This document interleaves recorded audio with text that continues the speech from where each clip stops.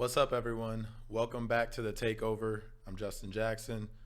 We're going to be covering Andrew Cuomo today. Liberal superhero, freedom fighter in the COVID battle. Someone I know and I saw that a lot of liberals were really looking up to. I remember the hashtag Cuomo for president going around.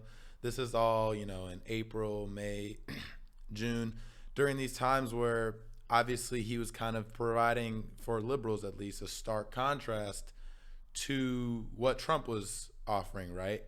He was giving those daily briefings. He seemed very cogent, very posed, looked like he was very knowledgeable about what was going on in his state, what they needed to improve, to actually beat back COVID, all these things, right?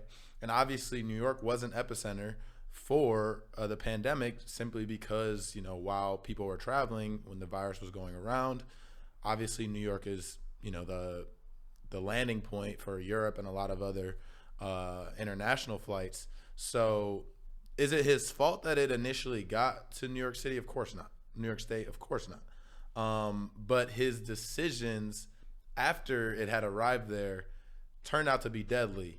And a major new article came out. I'm not sure who originally reported on it, but I saw it from David Sirota over at the Daily Poster. Everyone go give them a follow. Go subscribe to them. They're actual, real, great journalists on the ground. They do great work. They uncover huge stories. So today we're going to be covering that story by the Daily Poster. So let's get right into it. So, okay, here we go. New York has become one of the globe's major pandemic hotspots, and the epicenter of the state's outbreak has been nursing homes, where more than 5,000 New Yorkers have died. Okay, so we know that obviously older people are most susceptible to this virus and have the highest mortality rate. So, taking care of the oldest and the eldest amongst us should have been a priority from the beginning, and for a lot of people it was. But obviously for Andrew Cuomo, they were expendable, right? And we'll find out more in the rest of this reporting. So, the Daily Post reports that in March, Cuomo's administration issued an order that allowed nursing homes to readmit sick patients without testing them for COVID-19. Now, why would you ever do that? Why would you ever allow that to happen, right? They're the most susceptible to this virus. They should have been tested multiple times before they were allowed back into the nursing home, where there's a lot of other old people who would also be susceptible to the virus. So this is, from the jump, this is already looking very suspect. And it begs the question, why would he do that? Because it's so illogical. Well, we'll find out. Then came Cuomo's annual budget, which included a little notice passage shielding corporate officials who run New York hospitals, nursing homes, from liability for COVID-related deaths and injuries. That sounds a lot like the liability shield that the Republicans in the Senate were fighting for, and the Democrats were so staunchly against, that they had to make sure that that bill didn't pass because that was in there. That's what they were fighting for. I think rightfully so, they should have fought for that. That's a good thing that wasn't included in the bill, because that is very dangerous. And you can see where having liability to put your workers in harm's way can be a problem, right? So at the same time that the Democrats are in Congress fighting the Republicans on this, you have the governor of one of the most liberal states actually quietly putting that into his budget, that same corporate liability. So why would he do that? If he knows that older people are most susceptible to this virus, why would he include that in his budget in the time of crisis? Why would he do that? Okay, we'll find out. GNYHA, which is a lobbying group for hospital systems, including some that own nursing homes, said it drafted and aggressively advocated for the immunity provision. Okay, so a lobbying group, which is basically a bunch of rich corporate executives, hire people to be constantly in DC, in the ear, or I guess in this situation in New York State, in the ear of people in power to get them to draft legislation that helps them make more money or helps them be protected from lawsuits. In this situation, it's an immunity provision. So this lobbying group, who is this lobbying group? Why is Cuomo listening to them? Well, we'll find out.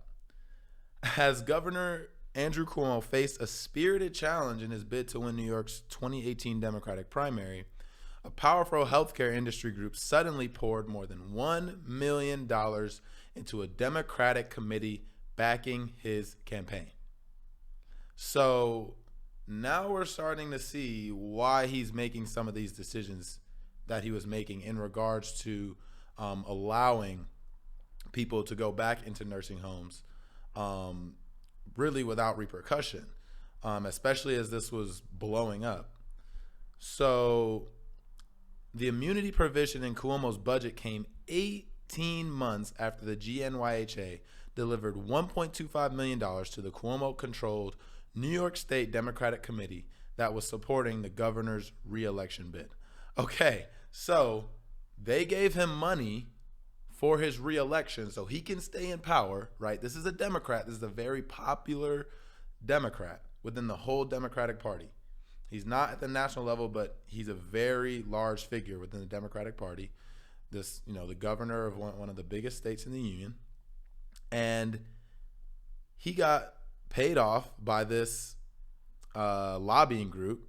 And in return, this lobbying group, mind you, represents corporations, private hospital systems, private nursing homes, people making a lot of money. They deliver money to his reelection bid. He delivers them a corporate liability shield. Now, to us regular people, that looks like a quid pro quo. That looks like you scratch my back, I scratch yours, right? And there's a lot of people that, regular people that in a sense lobby Governor Cuomo for a lot of things, but none of those things that they lobby for ever really seems to come to fruition. But this group lobbied for something, and then 18 months later, they gave money 18 months later, they got something in return. See, that's how politics works. That's how politics works in this country. You're a corporation, you're a rich executive, you form a PAC, you form a lobby, whatever, you give money to these officials and they return the favor. And that's what we're seeing right here. And it's sad because it's at the expense of American lives. It's at the expense of working people. It's at the expense of in this situation, your grandmother, your grandfather, who might have caught COVID in one of these COVID-infested nursing homes. And part of the reason why is because Governor Andrew Cuomo allowed those people to go back into those nursing homes without being tested for COVID first. And why did he do that? Oh, it looks like he got paid. His re-election campaign got a good chunk of money, and then 18 months later, he's delivering for that lobby group. And if you're wondering why even nursing home executives and hospital executives, you think of these people as really trying to help people, right? You go to a hospital, you go to your doctor, you see that as a benevolent place that's going to just be there to help you, right? So why are these executives lobbying for this liability shield to protect them from any type of lawsuit? Why would anyone be suing them? Well, apparently these Finkelstein, I think, who's quoted in the article, I think he might be one of the legislators who's fighting back against this provision. He said these executives choose how much staffing will be in a nursing home, and they know the more staffing that they put in, the more safe the nursing home will be, but the less profits they will make, right? So it always comes back to money. We saw it. We're seeing it with Cuomo. We're seeing it with these nursing home execs or hospital executives. They're doing it for the cash. As long as they're making money, Even if it makes your grandmother or your grandfather less safe in a nursing home, they're going to lobby. They're going to invest that money into someone like a politician like Cuomo's pockets to make sure that on the back end, they're getting taken care of. That's American politics. And it's so brazen. It's not just Republicans. It's both parties. They're not representing you. They're representing the lobbyists that are in their ear, the lobbyists that are in their pocket, the corporations and executives that are in their pockets, not you, the people. There's a problem with that. But don't forget that Cuomo was set to soon receive an International Emmy Award for his once daily televised briefings on the coronavirus pandemic that killed tens of thousands of New Yorkers this spring. Part of which he helped happen. He helped let that happen with this nursing home debacle. He's being rewarded because of the facade. He's being rewarded because he played the part. He sounded tough. He talked back against Trump. So he was being rewarded for that. But now it's coming back to bite him. Because people are starting to wake up to see that he did not handle COVID very well at all in New York State. In fact, he purposefully mishandled it because of money. And don't forget, and I remember seeing this, and this is why I was already hip to Andrew Cuomo, because I remember seeing in the spring last year that he had cut Medicaid. HuffPo reported that Andrew Cuomo used his budget to cut Medicaid, settle political scores. The New York governor's response to the COVID pandemic has made him an all-star, but progressives say the new state budget shows his true colors. I think the progressives are right on this one. Because if you're trying to cut the Medicaid in the middle of a pandemic, you're cutting poor people's access to health care in the middle of a pandemic, the people who need it the most, then you can't claim to care about health and safety. You can't claim to be actually trying to stop COVID from spreading. Because if you're not allowing people to freely go to the doctor when they think they're sick, especially if they're poor and they don't have the means, what are they going to do? Well, they have to keep going to work. They have to keep making money to survive. It's going to spread like wildfire. I mean, and that's just another reason why we need Medicare for all. And I remember people like Neera Tanden being like, tweeting that in the beginning of COVID, because like places like Italy and Europe, it was obviously got there first, and it was I remember Italy was like shut down. It was one of the first like true large wide scale shutdowns. And Neera Tanden tweeted, well, they have single payer universal health care and they're not doing very well with the virus, so we shouldn't have it here. And now she's going to be in the Biden administration. People like that are in positions of power.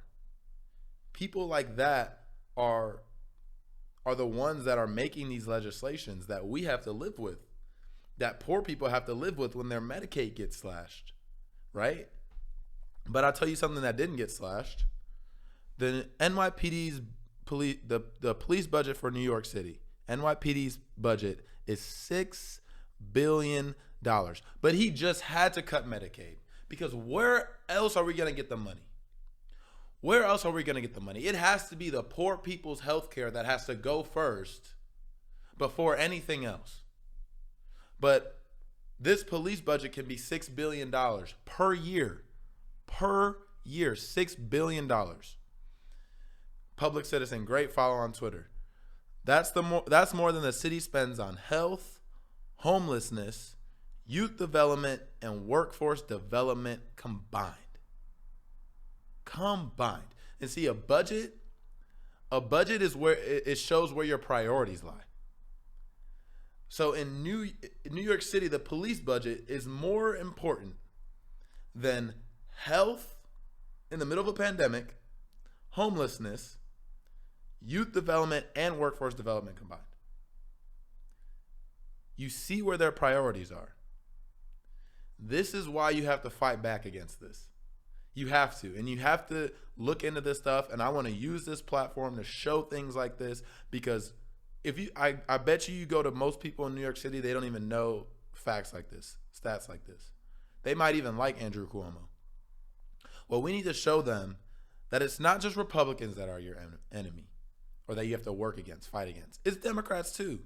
Because when you let stuff like this slide, when you let it skate, you get disastrous results. We need to keep fighting it back against this. Shame on you, Andrew Cuomo. And shame on anyone who enabled him, on anyone who puffed him up, blew up his head, told him he's great, he should run for president. No. He should be prosecuted for this, because this resulted in the deaths of real people, of poor people, I'm sure, who didn't have access to their health care anymore. Shame on you.